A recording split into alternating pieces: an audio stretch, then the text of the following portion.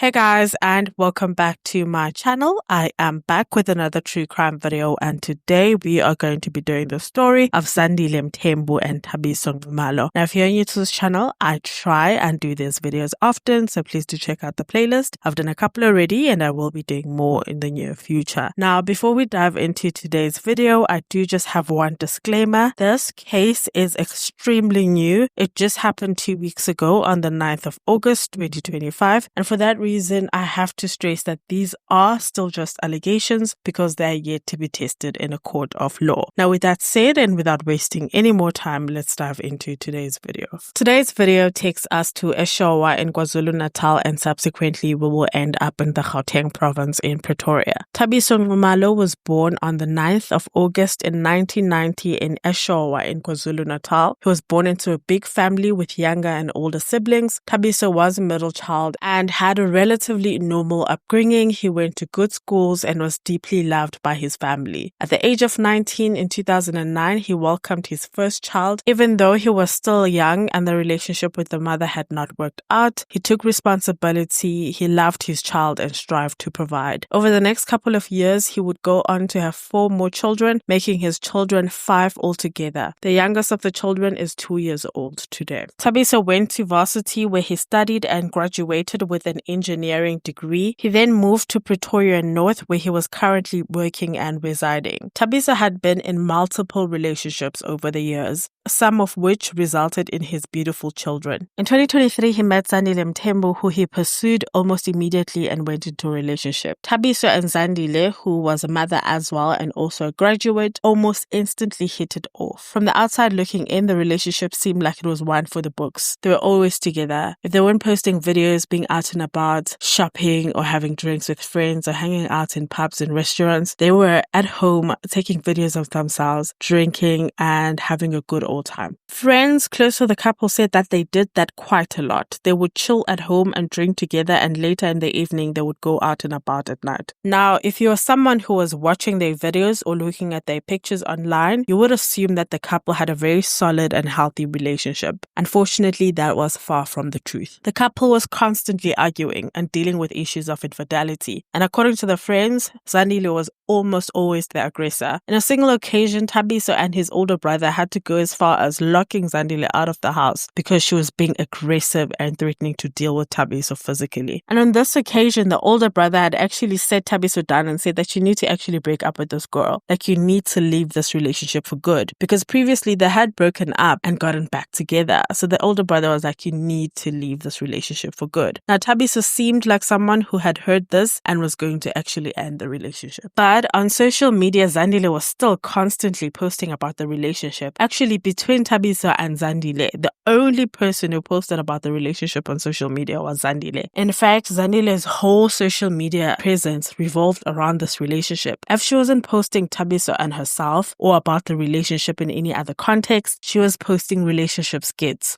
Like on TikTok, you know those voiceovers where you're talking about a relationship? She was just constantly doing those skits, talking about her relationship, but she's not talking about the relationship specifically. She's addressing people regarding the relationship. I don't know if that makes sense. Like, her whole social media presence was revolving around relationships.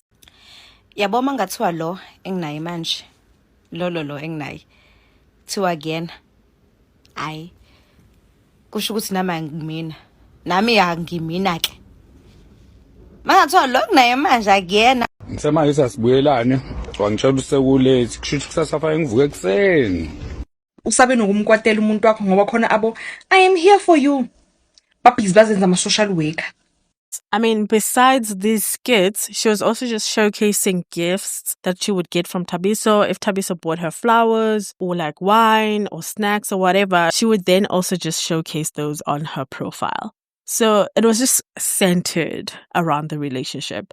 Unfortunately, though, towards the end of last year in 2024, Thabiso finally broke the relationship off and the two parted ways. And around the same time, that is when she also just stopped posting on social media. The breakup, however, didn't last long because in May of 2025, the couple got back together. Now, they seem to have worked through their problems, which is why no one saw what happened on the 9th of August coming. So the 9th of August is Thabiso's birthday, and this year he was turning 35 years old, and it was going to be on a Saturday. Saturday. And because of this, he then decided, you know what, on the Friday, on the 8th of August, they would go out, meaning midnight when he turned 35, he would be out in the streets and they would be having fun. So he went out with his girlfriend and his girlfriend's friend. The three of them had pre-drinks a little bit earlier on, and then later they went out and they had a good time. They were out the whole night, to the extent of which by the time they were going home, it was already 4 a.m. in the morning on the 9th of August. So as they were making their way home, they decided to stop at a Sasol petrol station. And the reason for this is they wanted to use the restrooms and also get a few stuff from the convenience store. It was 4:30 a.m. in the morning. They just came back from Groove. They needed something to eat. They needed to use the restrooms. So they decided to stop there. So according to CCTV footage, the car is seen arriving at the petrol station around 4:30 a.m. Thabiso got out of the car. He went to the restrooms. He's looking jolly, he's got a 1-2 step. He's happy. He's coming back from Groove. It's 4:30 a.m. in the morning. He goes to the restrooms. He uses them. He comes back out. He enters the convenience store and he buys a couple of things. He's also smoking and he's acting very normal. Nothing seems amiss. He comes back into the car. He then starts driving the car out of the fueling station.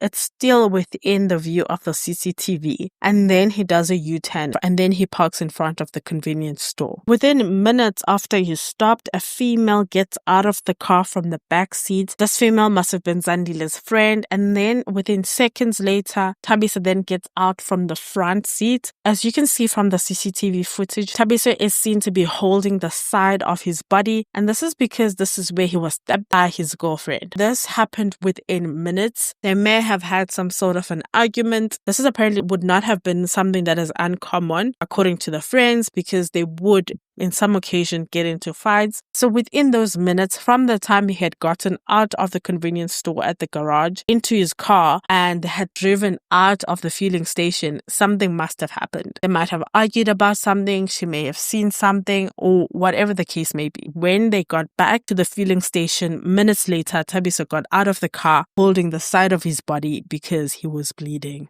According to eyewitnesses, he then uttered the words that my girlfriend did this to me. My girlfriend did this to me. As you will notice from the CCTV footage, as he's staggering along, people then start coming closer and closer to him. And this is when they realized that he was actually quite wounded and in distress, and then he was taken to the hospital almost immediately. Unfortunately, though, when they got to the hospital, he had already passed and was pronounced dead on arrival. The police were then called and an investigation ensued. Now, the following day, as the family mourned the passing of their son, the police then came to question the girlfriend and the girlfriend's friend. Now, one of the people that were there when the police were questioning Zandile and her friend was Londi Nxumalo, a gospel singer, but more importantly, Thabiso's older sister. So the police were basically questioning Zandile as to what happened. According to Zandile, she then proceeded to say that, listen, Thabiso was involved in a road rage incident, basically stating that he was arguing with a different driver. It was a whole road rage commotion. They were arguing about something that had happened on the road. The other driver then got so upset that he then decided to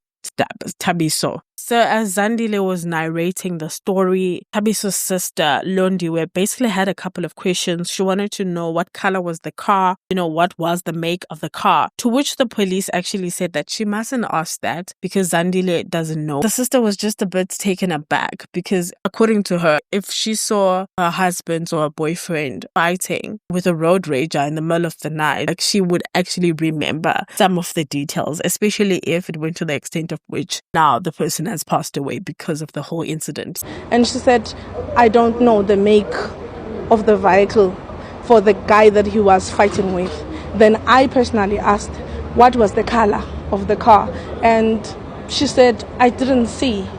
And then the police said, but she wouldn't have known, So for me, it was like, I'm not a detective or a police, I'm not skilled. But as a girlfriend or as a wife, I will not let my husband fight with someone and I don't even see the color of the car. So after this interaction, the police left. In the meantime, the family decided to take this investigation into their own hands. I think they were just not satisfied with what the police were doing so far. So they decided to go look at the last place Thabiso was officially at. And this is the fueling station at Sasol. They went there, they requested the CCTV footage, and the police actually hadn't been there. They got the CCTV footage. They were able to view it. What they noticed is that between the time Thabiso and his girlfriend and the friend were at the fueling station, it was minutes. In fact, you can still see them within the range of the CCTV footage, making a U-turn and coming back. So there was no opportunity for a road rage incident. Within minutes, they were driving back in, and at this point, Thabiso was already injured, driving back in to ask for help. The family then took this information to the police, and at this point, the family had also been able to find what Zandile had used to stab Thabiso. Within 3 days after the incident, on the 12th of August 2025, Zandile was arrested for taking the life of Thabiso.